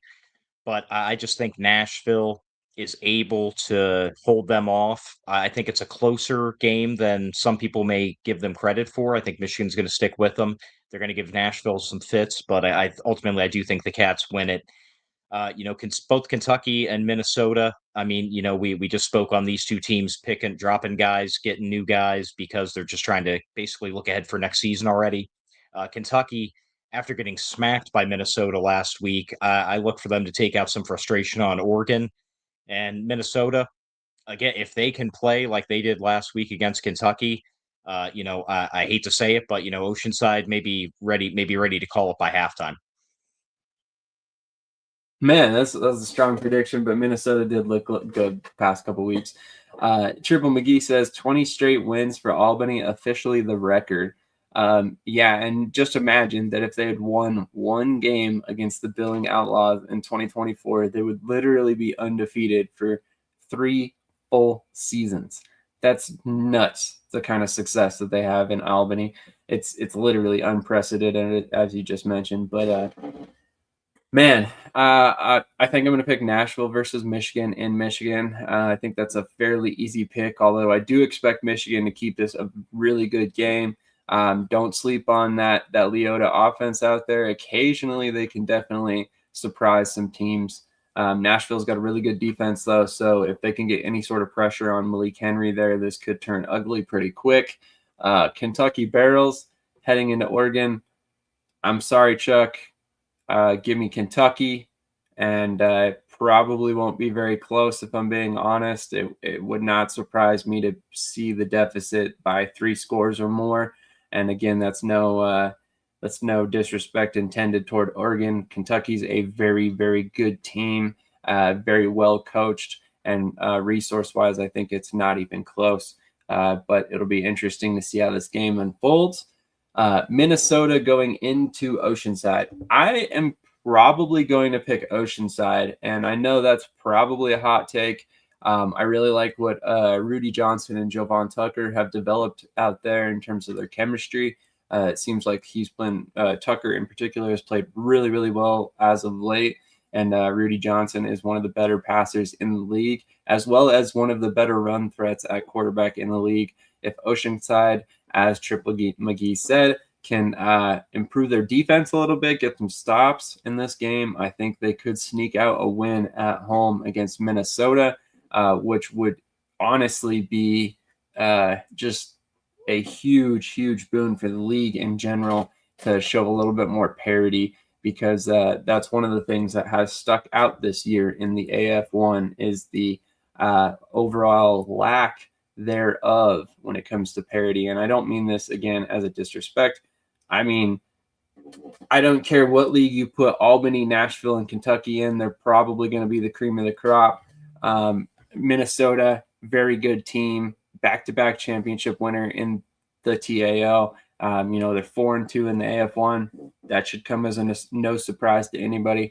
Washington's much improved, but basically there's a good drop-off after Washington, and then it's Michigan, Beaumont, Oceanside, Oregon, who all have 2 or 1 win apiece. So there is kind of a huge gap there in between the top half of the league and the bottom half of the league. TJ, real quick before we move on, in a league like the AF1 where there is not a salary cap, I know we've touched on this before, but how do you try to introduce some more parity here? I mean, you may already have it. I mean, you saw what, not to, obviously I'm a homer in this this take, but you kind of saw what the Beef did in the NAL this year, switching up their roster and going on a run. I'm not saying Oregon or Oceanside may go on a run, but all these new guys, hey, you may not know what to expect from these teams when you face them down the stretch this season with new players. So they may pull an upset or some upsets. Again, add to that good parity of the league at any given game kind of mentality.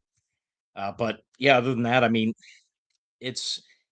I don't even know if it's necessarily purely about salary. I mean, obviously the salaries bring in the better players, but it feels like in every league you have a couple teams that are just top heavy, both in stats and in the standings. And I mean, in some leagues, it's a runaway with just 1 or 2 teams. The AF1 realistically has basically 4 of those teams, and then they have Washington, who's making a little bit of a comeback surge here. So honestly, I think the AF1 is probably collectively one of the more competitive leagues when you look at the amount of teams that are like stacked right on top of each other in the standings.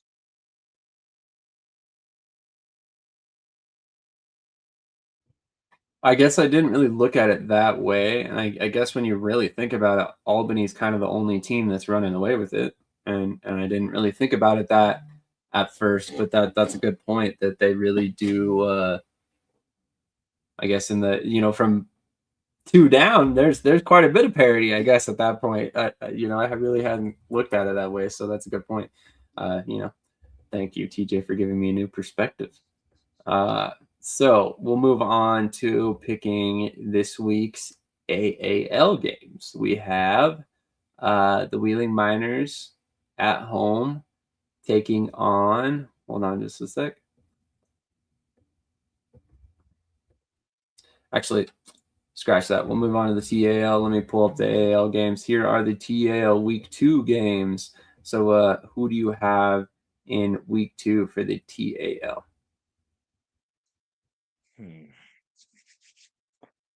Okay, well, I mean, you have a lot of good matchups here.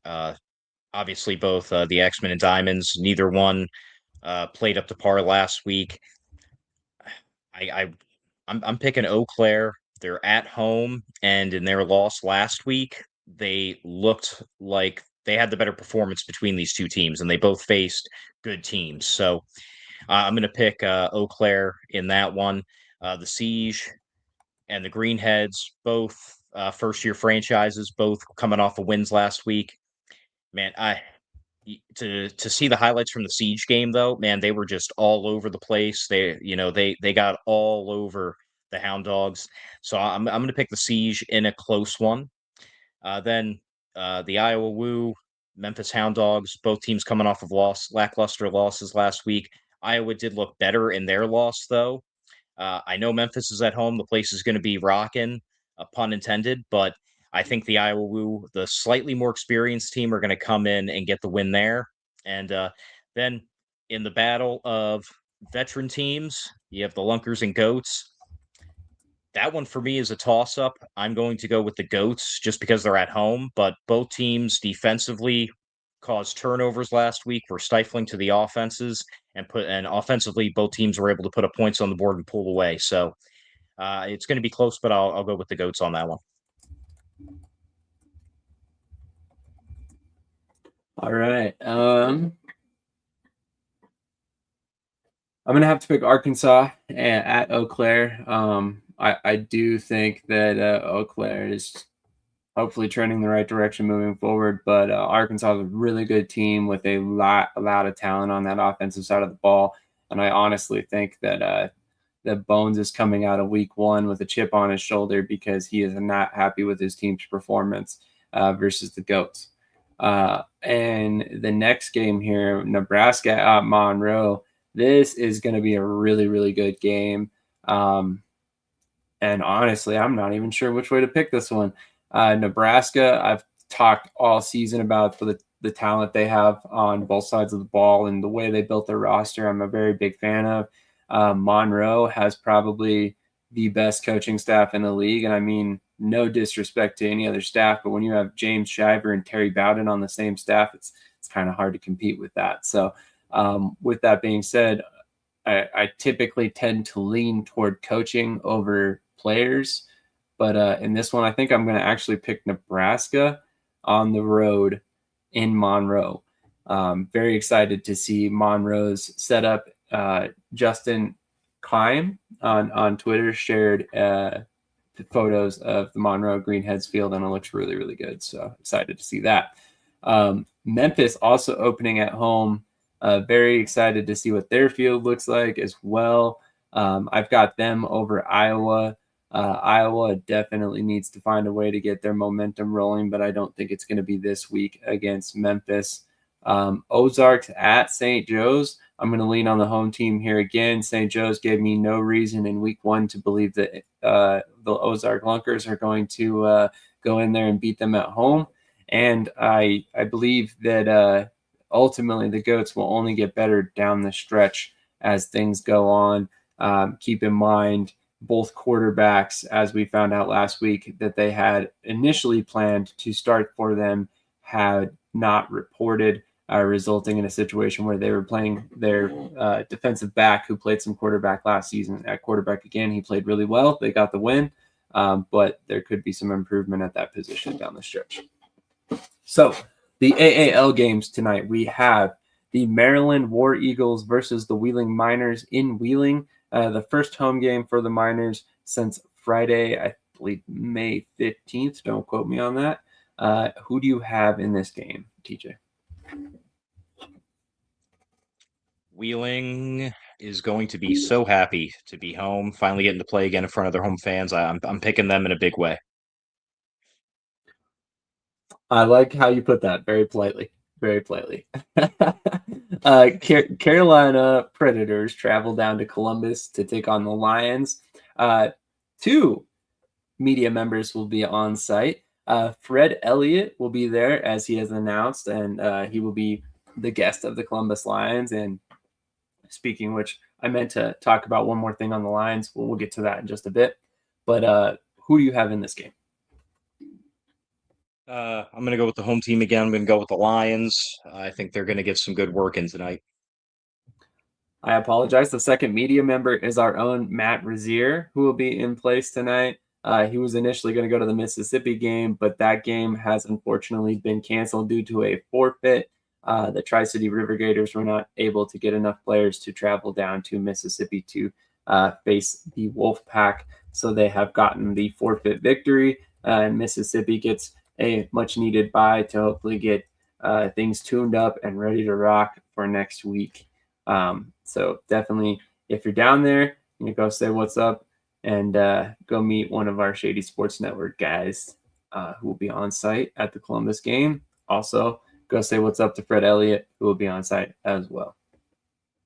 One thing I wanted to talk about with Columbus, and let me see if I can find the post real quick.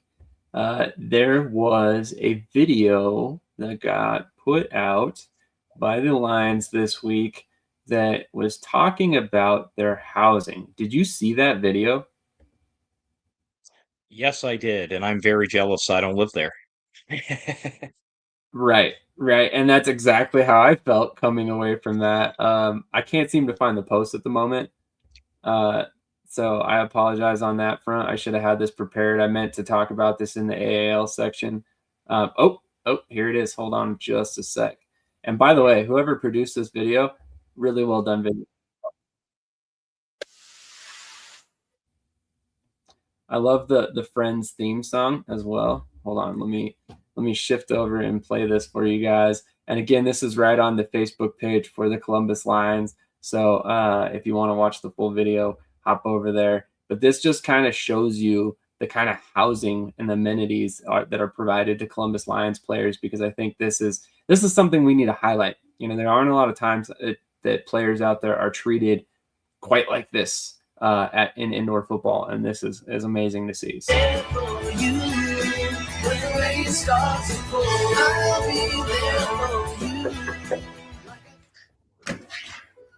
Lions fans, what's going on? Come inside. Welcome to our house. I'm going to show you the living room first. We got Kenyatta playing some games. That's good, man. We on Madden right now. You know what I'm saying? And we got a nice big kitchen right here where Grant's whipping something up. Man, I'm just chopping up some strawberries, but you want to go see the. So as you can see, this is a very nice house, very nice rooms, and like what TJ said, very jealous. I don't live there. Like I live in a house, but my house is not that nice. So kudos to the Columbus Lions organization for taking care of their players. I apologize, and I totally slipped. There is a jersey game this week as well. Hold on just a second. I cannot believe I did that. I apologize. AJ, if you're watching, the Jersey Bearcats do play this week, as we just mentioned. So much shameless plug. The magazine helped me remember that game is here. There you go. There you go. Now, do you know who they play? Because I cannot remember off the top of my head at the moment. CNY Blue Devils. I'm sorry. I should remember that. You can catch this game on PDF Sports Network. Also, you can catch the Columbus Lions game. I believe they've been streaming the games on Facebook and YouTube and at the same time. Mike Davis throwing out there that I'm all over the place this morning. So that is accurate for sure. And then you can catch the Jersey game on PDF Sports Network on YouTube. Wheeling Miners have their own channel on YouTube as well if you would like to watch their game. So finally, let's get to the IFL picks. Let me pull those back up. For whatever reason, the screen changed.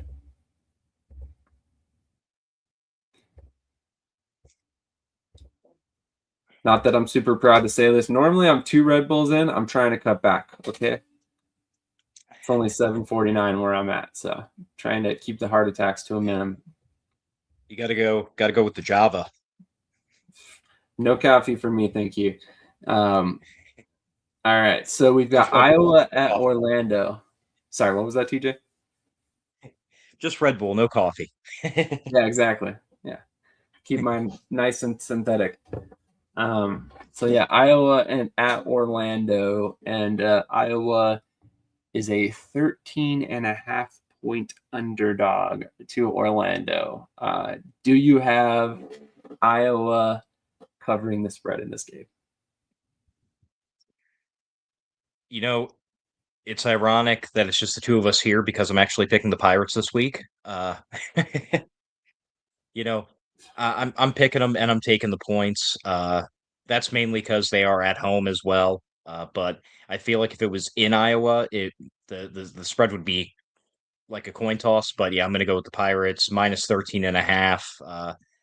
Not quite sure about the over, but definitely taking the Pirates with the spread. Fair point. Fair point. I'm gonna have to agree with that. Iowa has been arguably worse this season than in years past, and I personally think that the Pirates are going to walk all over them. The Pirates also made a couple of key additions this week on their offensive and defensive lines, so I do think that those will be pretty important moves down the stretch for them, and could pay off pretty heavily in this game. Now, this next spread I feel is a little egregious, but the way the Jacksonville's been playing, I guess I understand it. What do you think about a 13.5 point spread in this game? San Antonio at Jacksonville. Yeah, the spread in this one, 13.5, and this one makes it really difficult. This one is a coin toss with the spread. I mean, obviously, Jacksonville straight up at home, but with the point spread, I'm not too certain. I am thinking the over, though, just because of how Jacksonville's been lately and how the Gunslingers have been known to kind of give up points this season. So I'll go with the over on that one, and I'll take Jacksonville, but I think I'm going to stay away from the spread. I'm just going to take them straight up. Yeah, I think that's a fair point on this game. I do think Jacksonville will probably ultimately cover the spread, but it does feel like a little bit of a big gap. San Antonio has been able to score points at times. I also think that over-under is a little bit low. So I think I'd probably take the over in this game. Much like you said, Jacksonville, when they score points in bunches. So it wouldn't surprise me if, they turn around and are almost single-handedly responsible for the over in this game. So I would definitely pick Jacksonville in this game. I'm a little iffy on the spread there, so we'll see. But I could definitely see them hitting that over pretty comfortably. Wouldn't surprise me to see this be an 80, 85-point game or something of that sort. Tulsa at Fishers. This is going to be probably a really, really good game. Who do you have in this game? Man, this is like the tale of two teams. Every time I pick them, they lose that week. So I'll go with Fishers strictly because they're at home. So you got to give the nod to the home team, in my opinion, when it's a coin toss game. So I'll go with Fishers. Honestly, I'm 2.5 may not seem like a lot, but especially in the indoor game where you can score in different ways and everything else, man, I'm probably just going to take the straight up at minus 148. And over under, man, for some reason I'm thinking it's going to be just under. I mean, you're talking like a bad beat if you pick the over. It's going to be like 85 or 86. I could see that for sure. I could definitely see that. That over is probably spot on. Like you said, they're probably going to be somewhere between 80 and 90 points in this game, which, I mean, obviously that's going to make it a good game because there's going to be a lot of scoring going on. So Tulsa, as you guys just saw, has found a running game as of recently outside of just TJ Edwards. So I think they're definitely going to be able to move the ball up and down the field. Fishers has a really good defense. They're pretty opportunistic. They'll create turnovers in the game for sure. But however, they've been hot and cold at times this season, so I'm not really sure who to even pick in this game.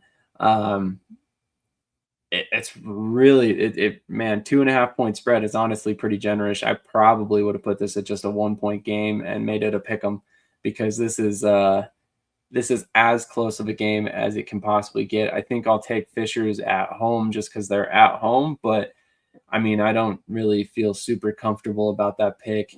In terms of the over-under, like you said, I'm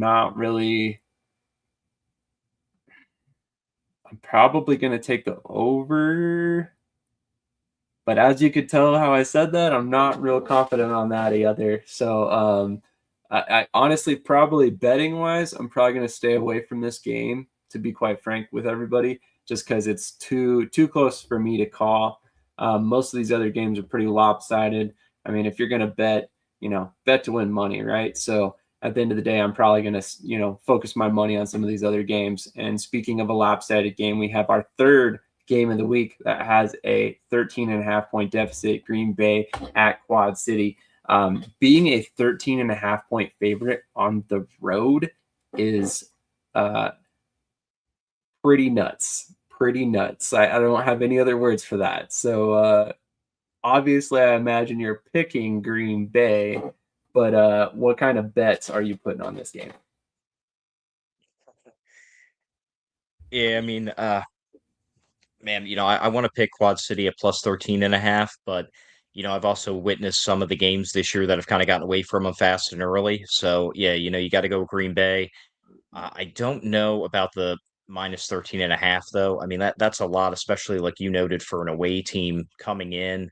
I'll probably just, I mean, I can see Green Bay being up by multiple scores, like maybe 14, 17, somewhere in that range, but then Quad City getting like basically a window dressing touchdown or something at the end to get back into the spread. So I'm probably just going to go Green Bay straight up. Man, I'm kind of tempted to say the over, but my gut's telling me under. So I think that's going to be another borderline. It's probably going to hover right around there. Man, DraftKings is really amping it up this season. No, it's funny you say that because I was just looking. I was like, man, Green Bay, that feels like a little high for the over. And then I apparently forgot about the fact that they had actually been in two 100+ point games in May alone. A 105-point game against Quad City, as well as a 109-point game to open up the month. However, against Tulsa, they only scored 76 points. And then a week ago, they only scored 90 points total as a game. So that over-under is really spot on, given what they did in the month of May. So if that's the case, and I think I'm actually going to take the under just based off the last two games alone. I mean, they just barely hit 90 points last week. The week before that, it was only 76. Quad City's defense, though, we'll see. You could definitely see Green Bay have an offensive explosion in this game. Definitely picking Green Bay.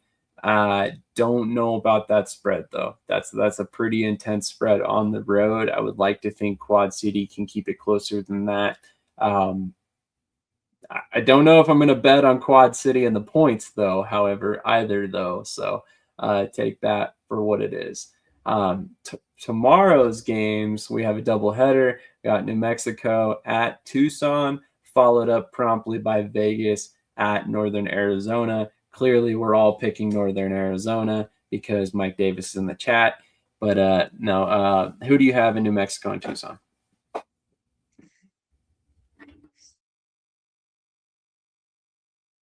This is another one where I'm going to go with Tucson, just because they're at home. Points. I'll even take them with minus 4.5. And I'll take the over as well. I think they're just gonna get above that 75 mark. I actually do agree on all three of those picks. I think that's a pretty low over-under number, and I do think they'll hit that, especially with Tucson having Jerome Johnson now.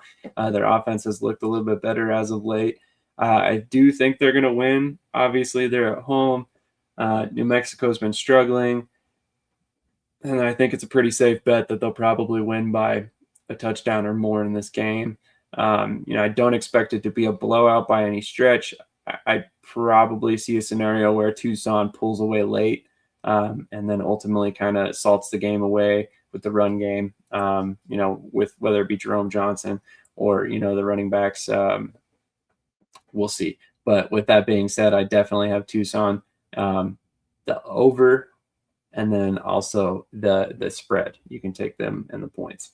Vegas, 26.5 point favorites on the road at Northern Arizona. I thought 13.5 points on the road versus Quad City was bad, but holy cow. Are you taking Vegas, or would you take Northern Arizona on the points in this one? Well, I mean, knowing Coach Davis is watching now, I mean, you put me on the spot with that one. No, no, no, man, I'm, you know what, honestly, man, I'm gonna, obviously Vegas straight up, but I'm feeling it. I'm thinking, I'm picking Vegas and the points. I'm picking Vegas minus 26.5. And I'm going to pick the over, man. I think it's going to be a bombs away kind of a game with points going up on the board from Vegas. In Northern Arizona, I think you'll see, some drives and points out of them too to help with that over in terms of that. But yeah, I think it's going to be a solid runaway by Vegas tomorrow night. Man, I don't know. 28 or 26.5 points is a lot of points. A lot of points. But let's keep in mind, it wasn't that long ago. They beat Orlando by 40. They beat Arizona by 14 on the road. Man, that's a big spread. That's a big spread. 4 touchdowns. Oh, man. Triple McGee says it's a stone cold lock. That they're going to cover the spread. That's crazy. Vegas covers all of it, he says. 28 points, basically. I mean, you figure 4 touchdowns or 3 and change.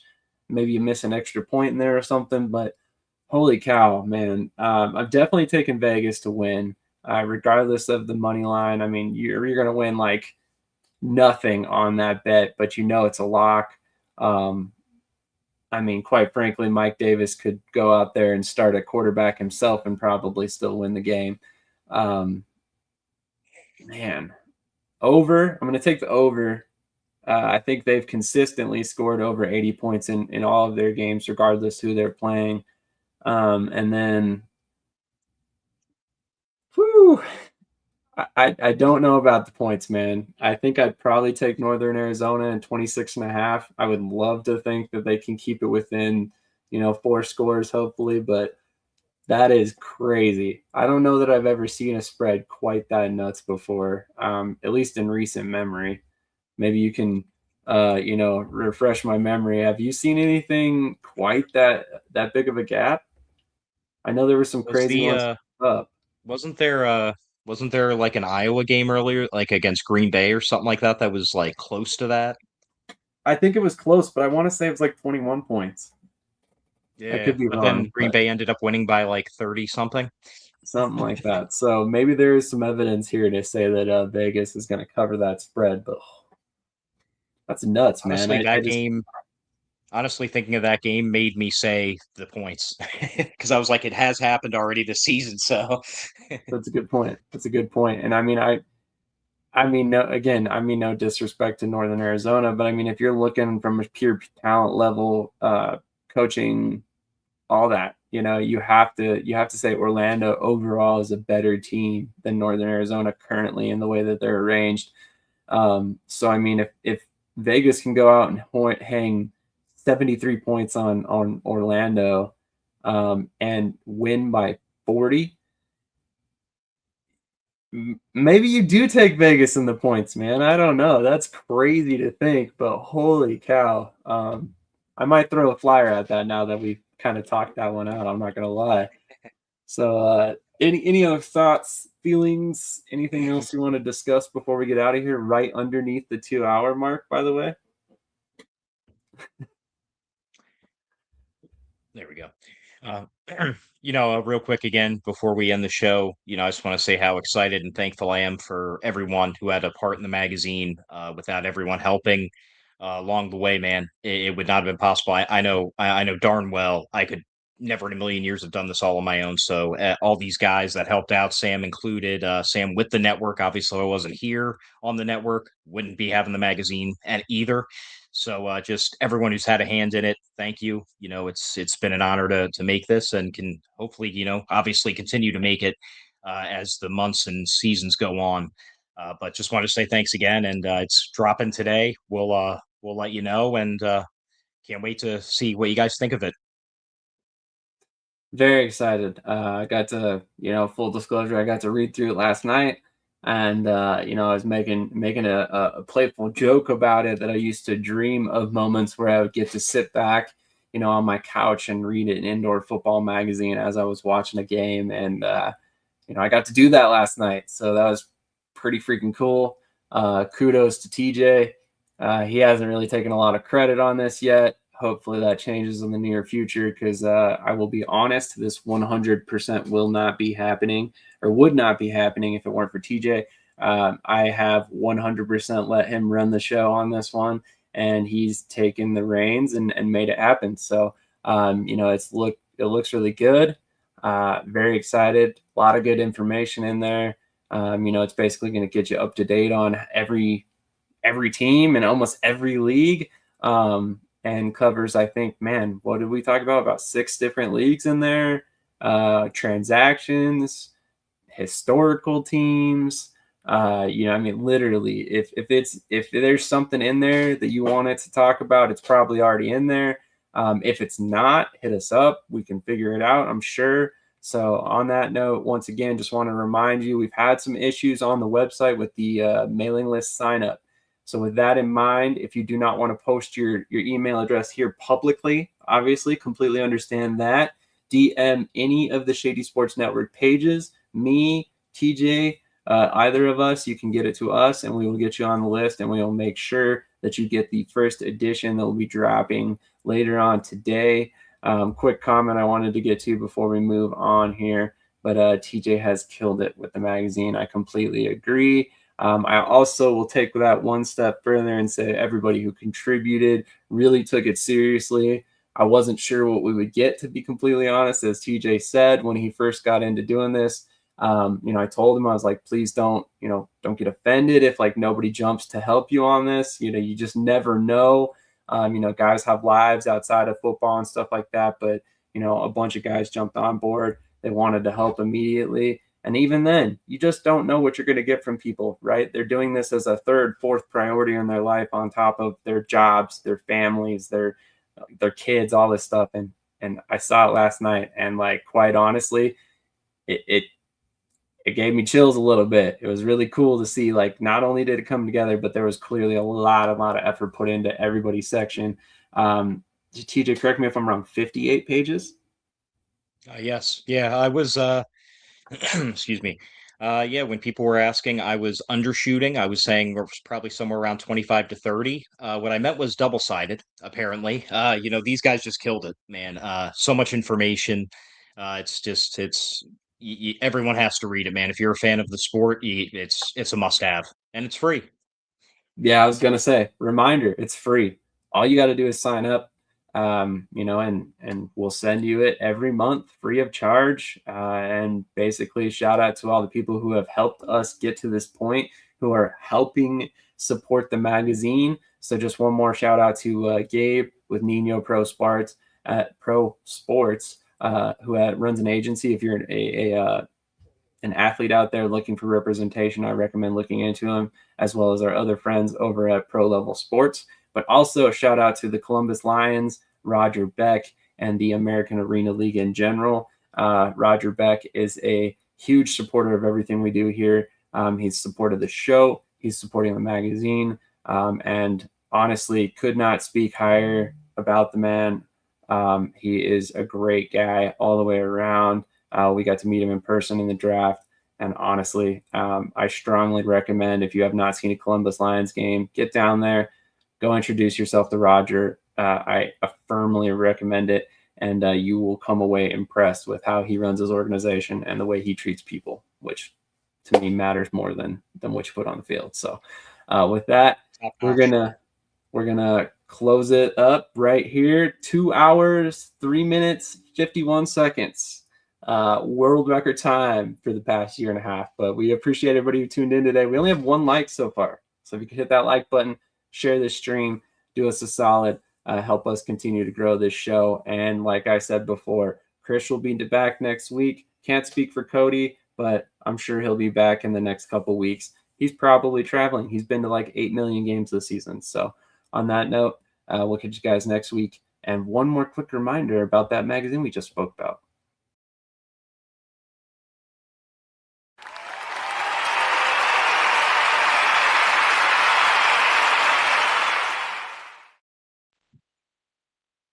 Hi, everyone. This is TJ from Shady Sports Network.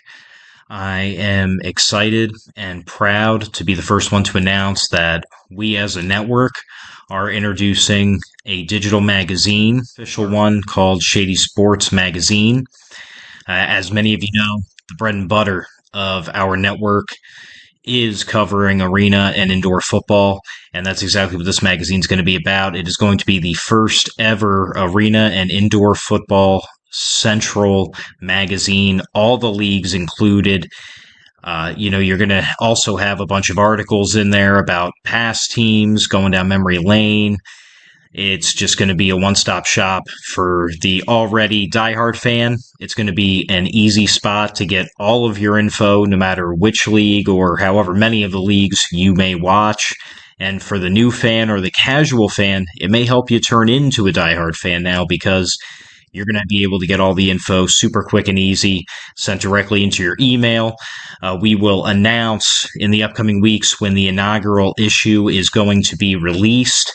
And believe me, we will definitely keep you updated on our shows and network as a whole on how to sign up for that list to get it. Email for free every month. Thank you to the fans, and thank you for everyone watching. As always, like, follow, share, subscribe, and most important, enjoy the show and keep watching. Thank you, and see you guys later.